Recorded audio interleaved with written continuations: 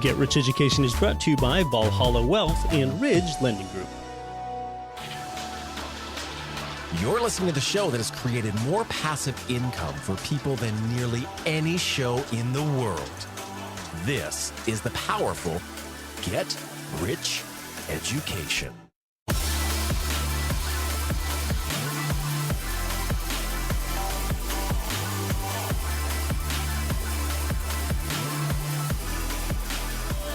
Hey, you're inside GRE, Get Rich Education, episode 178. I'm your host, Keith Weinhold, back to help you build wealth, back to detonate knowledge dynamite, and back to help you keep your daydream alive and to tell you why and how real estate has made more ordinary people wealthy than anything else. And importantly, it's without you having to be a landlord or flipper, just like it has done for me. You're going to find today interesting because I am on the hot seat as I'm being grilled by longtime Fox News anchor Clayton Morris.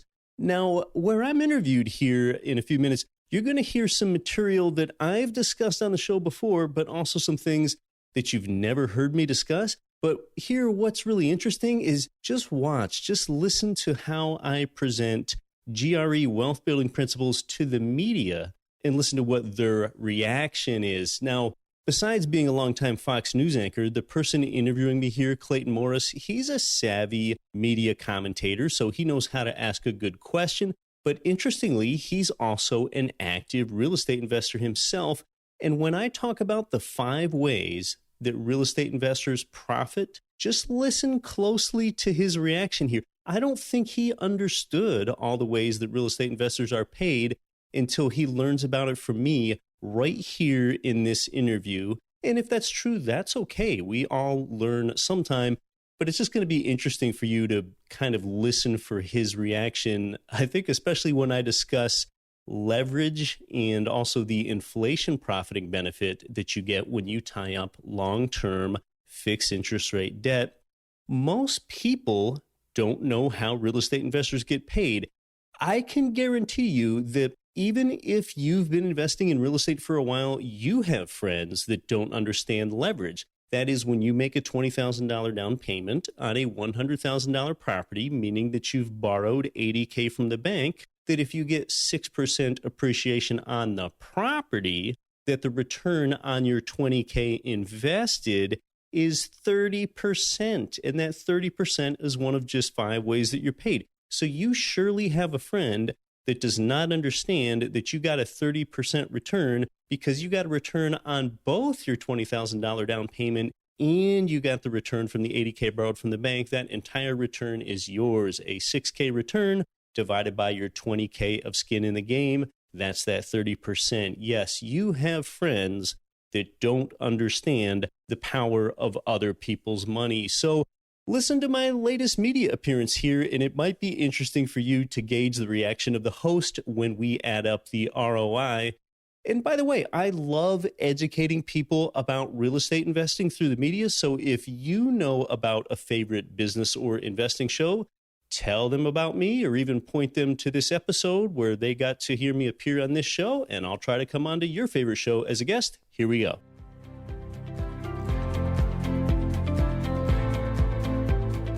I'm super excited for my guest today.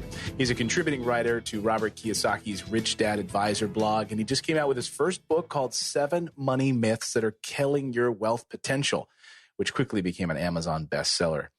He used to toil as a soul-sucking workaday job for years kind of person, and then knew there had to be a better way than selling his time for money. And then he made his first ever home a 4-plex building where he lived in one unit, rented out the other 3. And today, guess what? He's financially free. He's a real estate investor for 15 years, and today he runs GetRichEducation.com, and he's the host of the very popular podcast, Get Rich Education. Keith Weinhold is my guest. Keith, welcome to the show. Thanks so much for having me. It's great to be here. Well, it's a real pleasure, and I love your philosophy, sort of wrapped around the idea of Robert Kiyosaki's, Rich Dad, Poor Dad education. So tell me, we're going to get into your story a little bit, but tell me, how did you come up with this idea that you knew that this was the mindset that you wanted to be in for the rest of your life? Well, you know what, Clayton, and this is actually really good news for your audience too. I started to realize that success, however you measure that in life, comes down to 2 words: be bold. Okay. If you can just be bold, you know what? You don't need to be the most intelligent person. You don't need to be the most articulate person. You don't need to start off as the wealthiest person. That stuff doesn't even matter at all. If you will just be bold, you can get what you want and you can impact the lives of others. So, in being bold, I think maybe the first bold move I made coming of age is moving from Pennsylvania, where I've lived most of my life, to a place I vacationed and dreamed of living and moved, and that is to beautiful and pristine Anchorage, Alaska, where I live today. The second Wow. example, the second example of this is when it was kind of time for me to come of age and I was working my day job and you've got some liquidity and it's time to buy your first home. Like you mentioned, rather than making my first home a single family home, I made it a fourplex building where I lived in one unit and rented out the other three.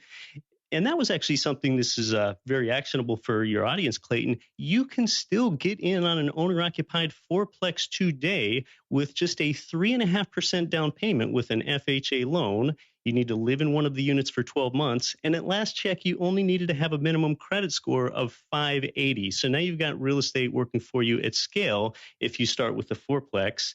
Another indicator that one just needs to be bold in life is when I launched the Get Rich Education podcast. Clayton, I launched the show with a $60 USB microphone plugged into the side of an everyday Hewlett-Packard laptop on an Anchorage, Alaska dining room table 3 years ago. And 1 million downloads later, I knew that I was making an impact. And having Robert Kiyosaki on the show with me a number of times, I knew that I was having an impact. So it really just takes being bold. And you've got to ask yourself, do you want to have a life of oh wells, or do you want to have a life of what ifs? I think you'd rather have a life of oh wells, and you don't need to wonder what if. Oh, I love that idea. So, you took action. So many people are just held back by taking action. You said, who cares? I'm going to get a $60 microphone. I have something to say. I want to share this with the world. I'm going to do it. I don't care that I don't have a ritzy big studio. I have a dining room table here in Anchorage, Alaska. I bet the bandwidth is even as good as maybe in the mainland. And you said, I don't care. I'm just going to do it. Yeah, that's right. So, and I think part of financial betterment through real estate for a person begins with that mindset of being bold in transitioning that into realizing that in order to acquire wealth, you need to focus on increasing your income, not reducing your expenses. You know what? Don't build a budget. A budget is for penny pinchers. A budget says that you're trying to reduce your expenses. Well, guess what? You can only reduce your expenses so far. And when you do that, you're living worse anyway. Instead, build a cash flow statement. That's productive, okay? That's how you're increasing your passive income. You want to focus on production, not reduction, because you just cannot simply shrink your way to wealth. There's just simply no way to do that. Yeah. Well, it's a really fascinating way of looking at it. Most people think that, get out of debt, right? It's sort of the Dave Ramsey approach, right? Just get out of debt and then you're going to be fine. But you're not actually producing assets. You're not building your net worth. You're not adding to your balance sheet. Let's talk a little bit about the balance sheet, why that's so important. Yeah, well, the balance sheet's so important because you can see how your assets are growing kind of on that left side. So you have assets on the left, liabilities on the right, and you want to be able to track this. You need to know what your leverage ratio is. I'm a big proponent of borrowing, of using smart debt to get a great return. And I can give an example of leverage later on. But with your balance sheet, you can see the value of your assets on the left. And you can see, for example, your remaining mortgage balance on the right. And you can figure out just how much leverage you have, because getting your money to work for you will not create wealth. I'll say that again. Getting your own money to work for you will not create wealth. And that's a real epiphany for some people. So, that's the importance of that balance sheet, just seeing how you're using other people's money, the bank's money, to your financial betterment for your gain. So, really, Clayton, there are three classes of people in the world economically. There are poor people, there are middle-class people, and there are wealthy people.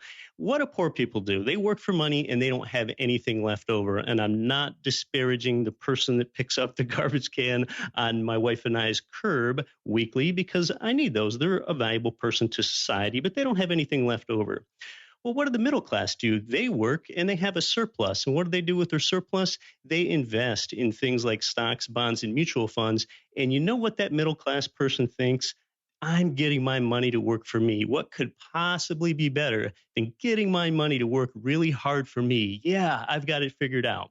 Well, no, the middle class do not have it figured out because they only have their money working for them. The thing that the wealthy people have figured out is the OPM. They've learned how to make other people's money work for them. And that's the abundant mindset shift. And now some people would say, using other people's money for your own wealth, is that legal? Is that even ethical? Yeah, and actually say it's both. It's highly ethical because you want to provide housing for people that's clean, safe, affordable, and functional. Do good in the world. When you invest in real estate with a loan on cash flowing property, you're actually using other people's money three ways at the same time. You're using the tenants for cash flow, you're using the banks for a loan and leverage, and finally, you're using the government's money for things like tax depreciation and a vehicle like a 1031 exchange. So you're actually using other people's money three ways at the same time. And the great news is this is available to absolutely anybody. Just like I said at the beginning of the show, you don't need to be the most intelligent or articulate or wealthy person. This is great news. Right. Yeah, that's incredible. You and I talked before, the idea that, look, yes, there's many, many millionaires that have been created as a result of real estate investing, and many of them have never gone to college, right? Yeah. They don't have master's degrees. It doesn't take any sort of formal education. In fact, it doesn't even take a certification. You don't even need to have something with a beautiful frilly border that you put up on the wall in order to be a successful real estate investor. So, it's really one of the last frontiers for someone that doesn't have a formal education to make terrific wealth. It can be done. Let's talk a little bit about your experience with that fourplex. It didn't go exactly as you had planned, right? Because you were starting to deal with tenants at the time. Now, so you're living in one of these units, and then, as you put it, reality ensued. And what sort of unfolded with the tenants that you were allowing to stay in your property? You were managing it yourself. Yes. A lot of times when you buy a fourplex building, you're going to inherit tenants that the previous ownership had. And in a sense, you think that you want that because that way you do have income streams on day one. That's the good news. But the bad news is you've inherited tenants that the previous owner has screened. And then you find out about all kinds of things. And tenants will push back against you right away. This is 15 years ago. I started quite young, and tenants wanted to see if they could get away with paying the rent late. And oftentimes they come up with a plausible story. Their mother was ill up in Fairbanks or something. So, okay, well, I'll let it float for 10 days. Don't do that. Nip that in the bud. They will take advantage of you. Okay. So when you serve them with that notice to quit, here's your line. The thing that you want to say when dealing with tenants and you need to serve them with a notice, here's what you say. You say, the law says that I have to. The law says that I have to go ahead and serve you with this document that says that the rent is late and you need to pay or you cannot stay. That way you're not the bad guy and they're not even the bad guy. You're just talking about the law. So that's a strategy to deal with rent that comes in late. But yeah, Clayton, I was a young guy. I made all kinds of mistakes. Like when I had a vacant unit next to me, finally, I filled it with a tenant, 3 tenants, because all 3 of them, and this is the only reason I rented to them, they were all attractive girls. That is the sole reason I rented to them. Well, you're not allowed to have pets, and they hit a dog on me, and it caused all kinds of problems. So it is a great way to start with a bang with a fourplex, but you will learn a number of life lessons. Well, I think it's funny too that they thought that they could hide a dog from you. I mean, you're living in the same building in a fourplex. What, are they not going to take it out to go to the bathroom?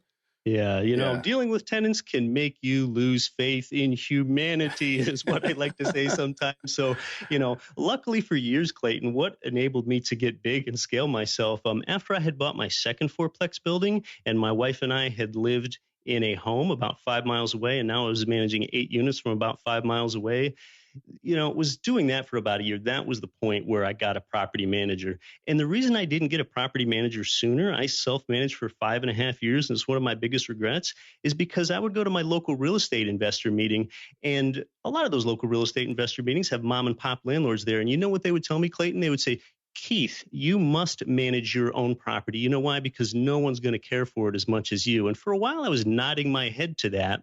But now that I outsourced management almost 10 years ago, I see that it didn't allow me to scale myself or get bigger sooner. So, yes, no one's going to care for my property as much as me, but I'm not going to do it myself just to get that last 2% toward perfection. So, go ahead and lean on your team, invest your time in finding a good manager, and then you can go on to a better and higher use. No, I love that. So when you talk to real estate investors today, would you encourage them to hire the right property management team, get out of the way, create passive income? Or do you encourage people to get their hands dirty, be really hands-on with their, managing tenants, dealing with phone calls for leaky toilets and gutters that fallen down in a rainstorm? How do you handle it today? You don't have to be hands-on from day one, but if you can self-manage your property for 1 to 2 years, it will help you. But you don't need to do it beyond 1 to 2 years, because in those 1 to 2 years, you will have learned a lot of the lessons that you want to learn. And I think the top lesson that you will learn is that you don't want to do it any longer. But down the road, if you do it yourself, that gives you a bit of an advantage, because you can better interpret your property manager statements from the various metro markets that you're invested in, because you had just a little bit of experience with it in the beginning. And that context is not absolutely mandatory, but it is valuable. Good. Let's talk a little bit about the leverage, and then I want to get into some numbers. And then we're going to talk about how real estate investors actually get paid, which is something you're passionate about, because most people don't even know how real estate investors actually make money. But talk about like the leverage, and when you're acquiring properties today, what are you looking at doing? How are you buying properties? I'm buying properties with 30-year fixed loans, and I don't try to accelerate the payoffs. I don't build equity in a property any faster than what I need to. So I actually keep my mortgage balances relatively high, so that way I can go ahead and buy more property. It's kind of the example of, would I want to have one $100,000 property completely paid off, or would I want to own 5 properties with 20% down payments on each of those 5 $100,000 properties? I want to keep my leverage ratio high, and I think you'll see why when we get into the numbers for how a real estate investor gets paid. I want to maximize that use of other people's money. When I have a loan with the bank, I get a return on both my skin in the game, my equity, and the amount that I have borrowed. So therefore, I like to plant small seeds in a number of properties. And additionally, this allows me to own more properties. So I'll just say, for example, I would rather own 40 properties than 5, because if I have 2 vacancies in a 5-unit portfolio, now I've got 40% vacancy. Or if I have 2 in a larger portfolio, it doesn't hurt me nearly as much. And the other thing, importantly, is when I own more properties, this allows me to diversify better geographically. This way, I can have properties in Alaska and in Texas and in Tennessee and in North Carolina, for example. So that way, I'm not subject to just one local economy's potential downfall. So when I own more properties with leverage, I can be better diversified. A huge mistake that real estate investors make is that they're only invested in their own home market. And that's a big mistake, because the market is actually more important than the property. For example, here in Anchorage, Alaska, at this time, our economy is down. We're in a recession. Rents are going down, which just blows away people that live in the other 49 states, because we're so dependent on the price of a barrel of oil. But because I leveraged myself, I'm able to own more property and own property in multiple states. And it just doesn't bring me down nearly as much as it would as what's happened with most of the people when they only invest in their own home market. So when your local economy goes down, the occupancy goes down, vacancies are up, appreciation is non-existent. In fact, my local properties have actually gone down in value in the last 5 years. That's great. Let's talk about some of the numbers. And we're 2017, 2018 right now. Why do you think this is one of the best times to be a real estate investor? Or do you? I mean, are we seeing, that's the way I'm analyzing it, but I'd love to hear your take on what you're looking at with these numbers. Yeah, well, this is a really good time to be a real estate investor. And that might be a funny thing to say, because the prices of most real estate is up in the last 5 years in most markets. And that is definitely a negative thing. But you've got to think, what's really better than real estate investing? And when we get into the numbers, you're going to understand where your return comes from. We still have mortgage interest rates that continue to flirt with historic lows that you can wrap up for 3 decades. We have more millennials that are entering prime renter age, and they are the largest generation. surpassing the baby boomers in size. And what do millennials have that prior generations didn't? Millennials have huge college costs. College costs have risen faster than inflation. That means millennials are saddled with this student loan debt. Well, they can't come up with a housing down payment. That's actually good for guys like you and I, Clayton, because a greater proportion of them must go rent. And that's why we're currently experiencing the lowest home ownership rate that we've had since 1965. And that trend is only expected to continue. So when people don't own their home, they have to be our renters, and that is really good for us. I want to talk more about that in a moment, but first, tell me about the neighborhoods that you invest in. How would you describe the types of properties you buy, the types of tenants you have? Yeah, I would describe the properties, and oftentimes it's single family homes, and it's areas that are a little bit lower than average. I'd say between lower and middle class.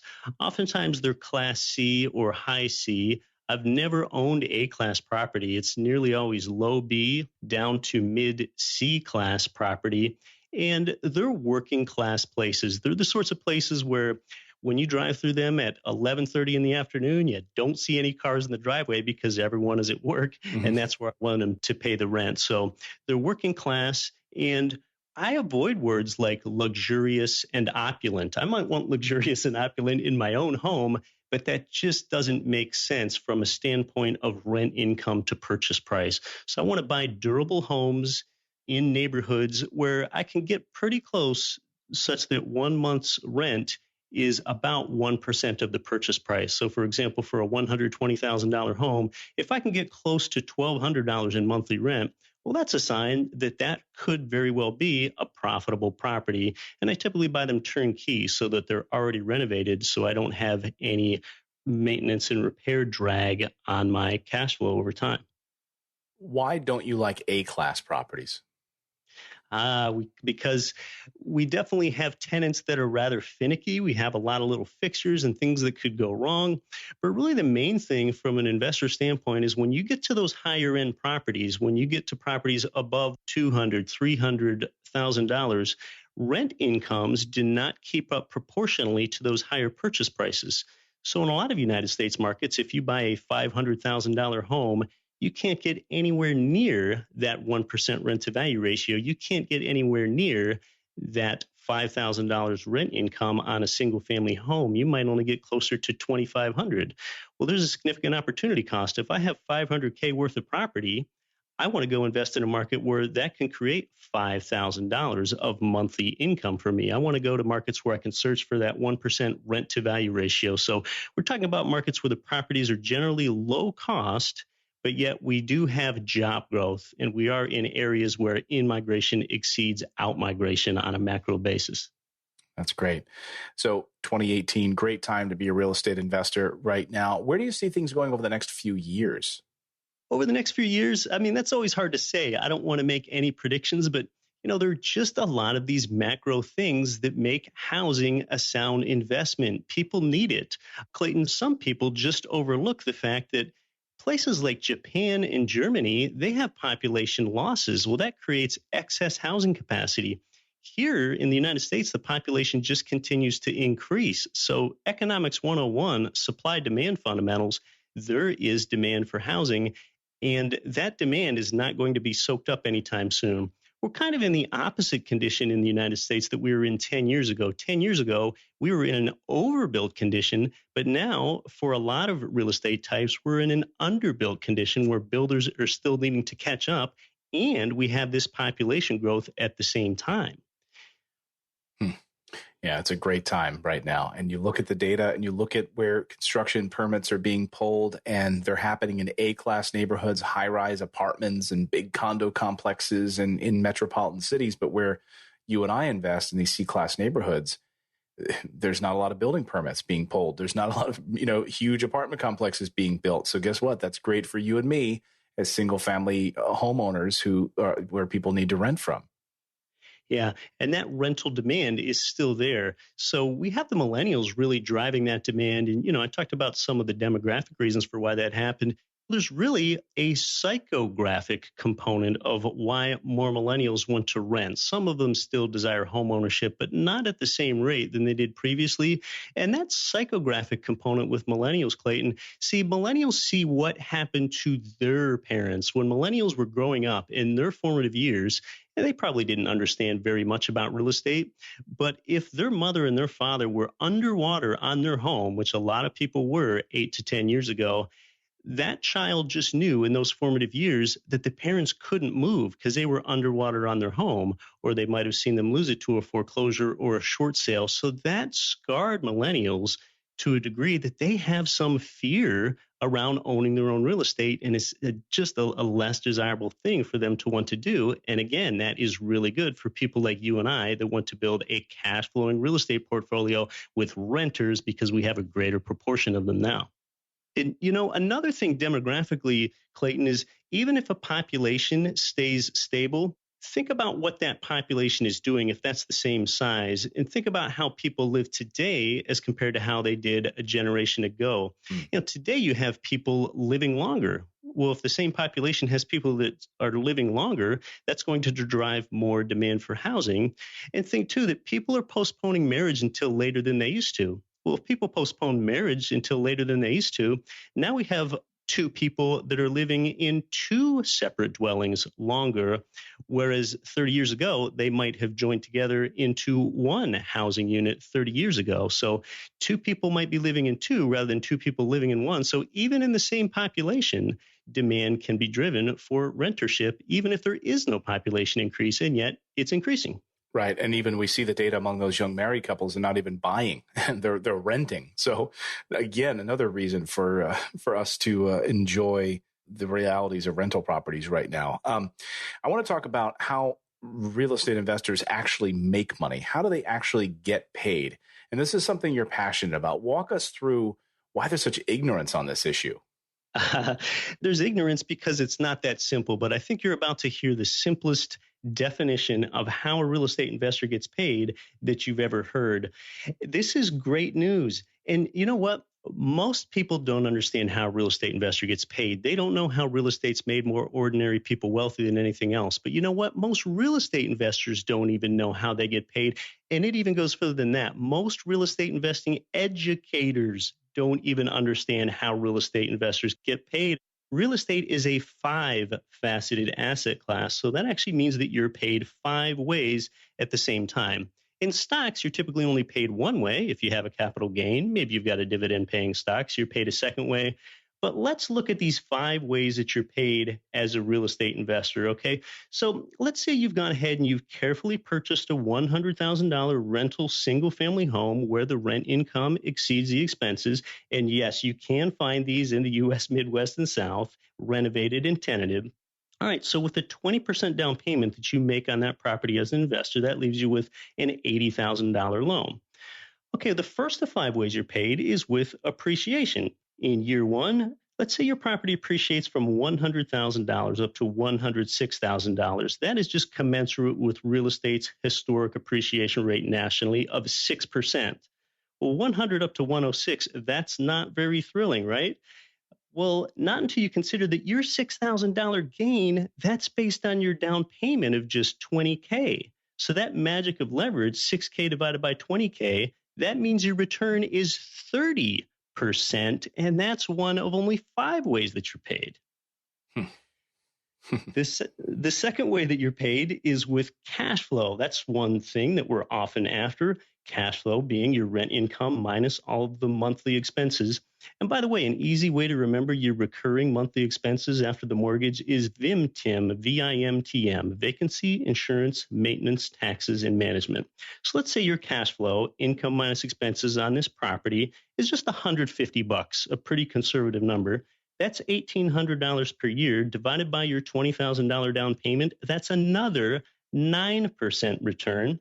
And this 9%, that's what investors call the cash on cash return. So you now have a 30% return from appreciation plus 9 from cash flow. The third way that you're paid is with a tenant-made loan pay down. The tenant is eating away at that principal on your property. You actually don't have this advantage in your own home, in your primary residence, because you pay for that out of your pocket. So now if we just use a 5% interest rate on a 30-year plain vanilla loan, that's $1,176 that the tenant pays down for you annually in this first year. You divide that by your 20K of skin in the game, that is another return for you of 5%. So now we've got 30%, 9, and 5. The fourth way that you're paid is through tax benefits. We're talking about things like the mortgage interest deduction and something called depreciation that you can use as a write-off against your income. Depreciation, the short story on that, it means that you typically don't even pay tax on all of your rent income. We've got tax advantages like 1031s, where you can basically defer your taxes endlessly. This gets hard to measure, so let's just conservatively call this another 3% tailwind that you have. And then the fifth and final way that a real estate investor gets paid is one that so few understand, and that is your inflation hedging benefit. Even advanced investors fail to consider this. Okay, now, Clayton, just like you would not keep $80,000 in the bank over the long term because inflation would just erode the value of your lump of savings. It would diminish the purchasing power of your 80K. All right. Well, in the opposite way, you have an $80,000 loan on this property. And see, that $80,000 loan, it has its drag diluted over time because over the years and the decades, more and more dollars circulate in an economy. Wages are higher, prices are higher, and rents are typically higher. And therefore, it just gets easier to pay that back. So if we just use a 5% rate of inflation, which is probably the real diminished purchasing power of the dollar. It's not the faulty CPI that the government reports, which is lower, which is a separate conversation unto itself. If you just call the true diminished purchasing power of the dollar 5% per annum, you've got an 80% loan. So we'll call that benefit another return of 4%. So when you add up the 5 ways you're paid, appreciation 30, cash flow at 9%, loan pay down 5%, tax benefit 3%, and an inflation hedging benefit of another 4%, you add that up, and your year one return from this income property is a whopping 51%. Now, for someone that comes from the consumer credit world, that just blows them away. They think that cannot be possible. Yeah, what do you say to those people then? Because, I mean, listening to those numbers is just jaw-dropping. And when people come to work for us for the first time, they buy a property from us and they realize they're getting a net, 10, 12% return, cash on cash return year over year. They're just sort of blown away. They think this is risky. It sounds too good to be true. I hear that a lot. What do you say to those people? Yeah. And first of all, let's note some limitations in my example. I didn't factor in any buyer mortgage loan closing costs, but the seller can often help you pay for those. We talk about strategies like that and at Get Rich Education. And if you buy your property in a losing job market or you hire the wrong property manager, then your entire investment could go south. But, I guess what I would say to these people that just think 51% is just incredible, that can't possibly be true. Well, I've just added it up for you. So, you can tell me where you think I'm wrong. And I'm right. I've been doing this for over 15 years. I think the one thing that I would remind newcomers with, Clayton, is a lot of these things are sort of phantom rates of return. They're sneaky. They're things that you're not thinking about, like the inflation, like that diminished purchasing power, therefore the diminished weight of your $80,000 loan over time. It's going to get easier to pay back. So I would just tell someone to open their mind and find out how to keep score. Basically, what we're talking about now is how to keep score in real estate investing. There's a lot of people out there that have invested in real estate and they are thinking that they're losing when they're actually winning. And there's other people that think they're winning, but they're actually losing because they just don't know how to keep score and they're not thinking about all these forces that are at work. So I think that's what I'd really say to that person. This is exactly why real estate has made more ordinary people wealthy than anything else. And a lot of people just don't understand it. And that's okay. I didn't understand it for a while either. Right, exactly. You can't, you can lead a horse to water, but you cannot get them to drink on their own. Right. Well, what if some things go wrong and you don't get a 51% rate of return? If 1/3 of things go wrong and, your return is written down to 34% in year one, well, you're probably still not going to be all that disappointed. So what else are you going to invest in that provides the type of returns and the 5 facets of income that real estate returns to you. And, another thing is it's really just the cash flow that you're feeling every month or every year. You don't get the full measure of some of these things like appreciation and an inflation hedging benefit until the longer term. So that's why a lot of these things aren't realized right away. Right. Well, Keith, this has been a fantastic education. You can learn more about everything that Keith does over on his website. Tell us about where people can connect with you and learn more about everything you teach and all this great knowledge that you spew. Well, it's at GetRichEducation.com and the Get Rich Education podcast, where we talk about how real estate's made more ordinary people wealthy than anything else. And we know how to keep score, like I just described. You know what to optimize. You know what to minimize. You know which properties to get rid of. You know which properties to purchase. You know when it's ripe for doing a 1031 exchange or a cash out refinance. And you know what, Clayton? It really all comes down to this. As investors, we have all these metrics and things. What's your cash on cash return? What's your internal rate of return? What's your cash flow? But you know what it all comes down to? Something that neither of us have ever seen, not on a Microsoft Excel spreadsheet. And that is, what is your ROTI? What is your return on time invested? When you can get a rate of return like this and you have a quality property manager that makes it passive, that's how you can build more wealth than anything else. So check us out at Get Rich Education. We regularly have Robert Kiyosaki and the Rich Dad Advisors on the Get Rich Education podcast, since I'm a columnist over there myself. Wonderful. My guest has been Keith Weinhold. Thank you so much for joining us. Really been a great pleasure to have you here on the show. Clayton, talking about this stuff fires me up, so thanks so much for having me. Absolutely.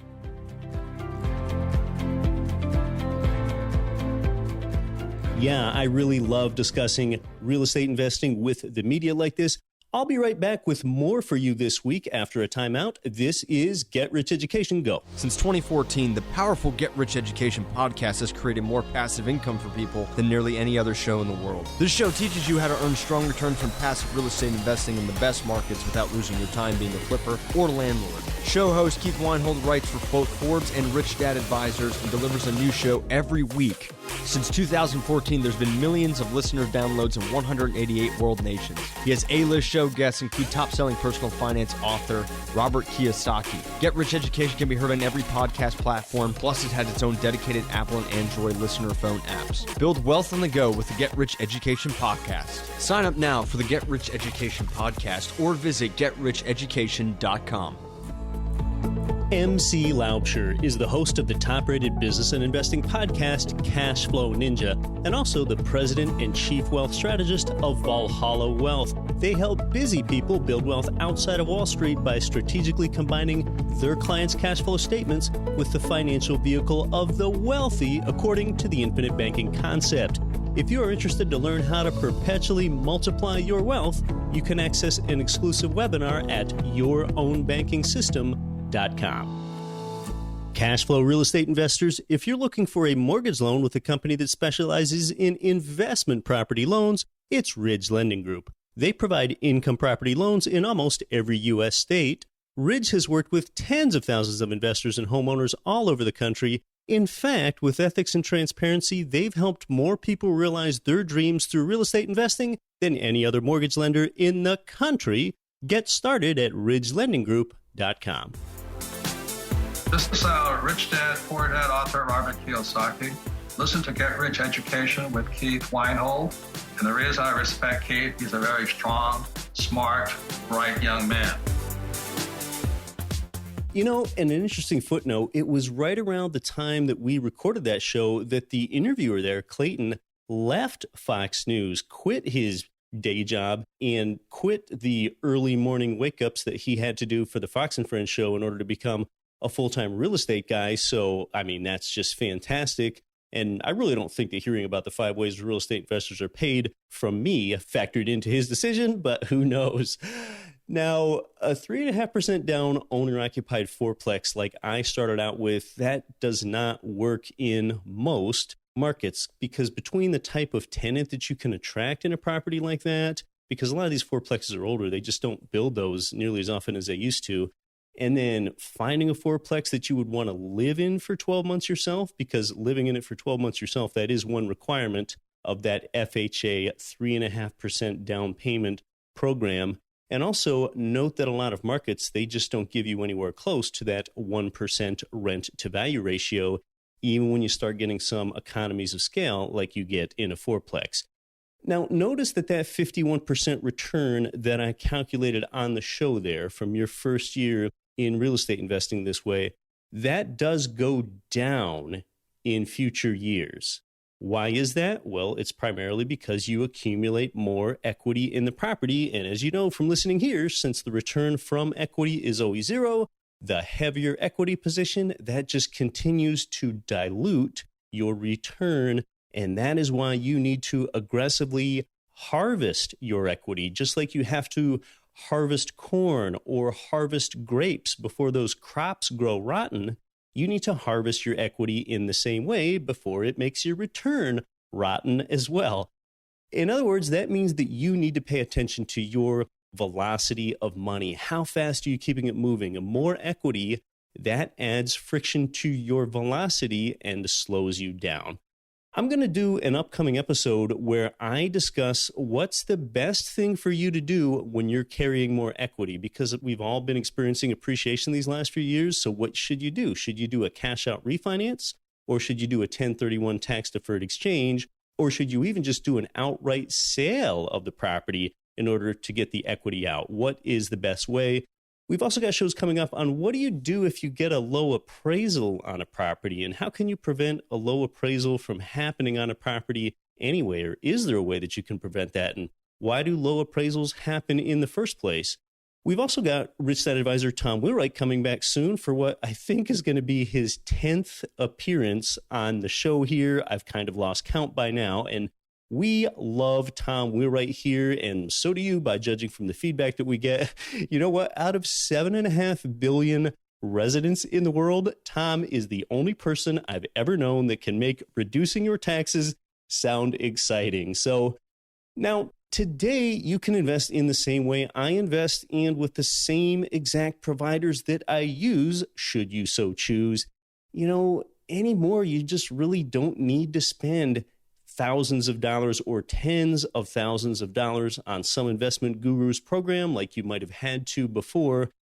And really, there are 3 major actionable steps for you. And you've actually probably done the first one of those 3 already, and that is getting an education at GetRichEducation.com.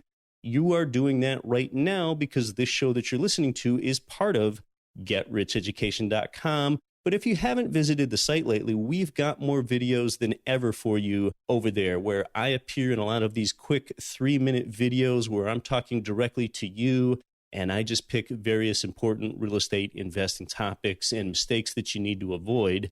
A lot of places charge for videos like that, but mine are all free, so you're already getting educated at GetRichEducation.com. The second step is finding out how much income property that you qualify for with a reputable mortgage lender that actually specializes in income property. We recommend ridgelendinggroup.com because they have, in fact, helped more people realize their dreams through real estate investing. Yes, investing, not primary residence loans, but investing in income property more than any other mortgage lender in the country. So once you've found out how many properties you qualify for with Ridge Lending Group or your other mortgage company of choice, then the last step for you is to go to GREturnkey.com, where you find the properties. GRE stands for Get Rich Education. At GREturnkey.com, that's where you can grab a report from a reputable provider in an investor advantage market or 2 or 3 over there. And that way you're going to have all their contact info so that you can ask them about available properties. And yeah, sometimes you do have to make a phone call because inventory is getting thin. Sometimes you need to make a phone call after you get that report because actually, just like I said in my interview there, 10 or 12 years ago, we were in a situation in the United States where we had an oversupply of housing. We were overbuilt, and now it's an undersupply. And actually, as new construction is taking place, they're really building like the more expensive stock where the numbers don't work anyway. So they're really not helping relieve supply for the demographic that we serve, which is typically just below middle income. So most of the homes are priced between $100,000 and $200,000 over there at greturnkey.com. And note that I said most. At the low end, you might find income properties for as little as $80,000 or maybe even $70,000 there at our Memphis provider. And by the way, the Memphis provider's name is Mid-South Home Buyers. In Dallas, I think that's the only market where you'll see purchase prices exceed $200,000, although you might see that in Charlotte, North Carolina as well. But in any case, for those preferred providers at greturnkey.com, realize that it's going to take about 24% of the purchase price for you to close on an income property. So that's your 20% down payment on the property, plus about another 4% for your closing cost and prepaid escrow items. So there you go. That's $24,000 out of pocket on a $100,000 property, and that would be $48,000 on a $200,000 property. And, you're also going to want to hold on to some liquid reserve yourself, because in case you have an extended vacancy or a big repair expense, you're going to want to have some funds to fall back on. Now, I just don't want to see you be in a position where you have to liquidate a property. So that's part of the power of having the reserves. But remember, you're also going to have a landlord's insurance policy on the property, which is going to hedge your downside in case of a problem. And in fact, your lien holder, the bank, is going to require that you have an insurance policy. And I like seeing you hold at least 3 to 5% of the property value in liquid reserves. I mean, you're going to do whatever you're going to do. So if you own $1 million in property, then $30,000 to $50,000 or more is usually going to be adequate. And remember, your lien holder is usually going to require that you be able to show them some liquid reserve amount just in your loan qualification process anyway. And yes, gold and silver bullion, that counts toward your reserves. I mean, precious metals are some of the most liquid assets in the world. So yes, that counts, although your lender might not give you credit for that in your reserve requirement. If you have funds available in a home equity line of credit on your primary residence that you haven't drawn against in case you would have some emergency, well, that's really up to you as to whether you want to count that toward your liquid reserves or not. So that's it. For the loan, it's Ridge Lending Group. And for the properties, it's greturnkey.com. As always, thanks for being here, but you weren't here for me. You were here for you. So go out there, get a hold of multiple cash flowing income streams. Now, instead of following money, you've made money follow you, and don't quit your daydream. Nothing on this show should be considered specific, personal, or professional advice. Please consult an appropriate tax, legal, real estate, financial, or business professional for individualized advice. Opinions of guests are their own. Information is not guaranteed. All investment strategies have the potential for profit or loss. The host is operating on behalf of Get Rich Education, LLC exclusively. Ranked by Forbes as one of the fastest growing cities, Orlando, Florida has a big and diverse economy, yet still features affordable rental properties that cash flow. Our boots on the ground turnkey provider, Greg Bond, wrote a special report to help you discover the amazing market of Orlando. Request your free copy today. Visit getricheducation.com/Orlando. That's getricheducation.com/Orlando.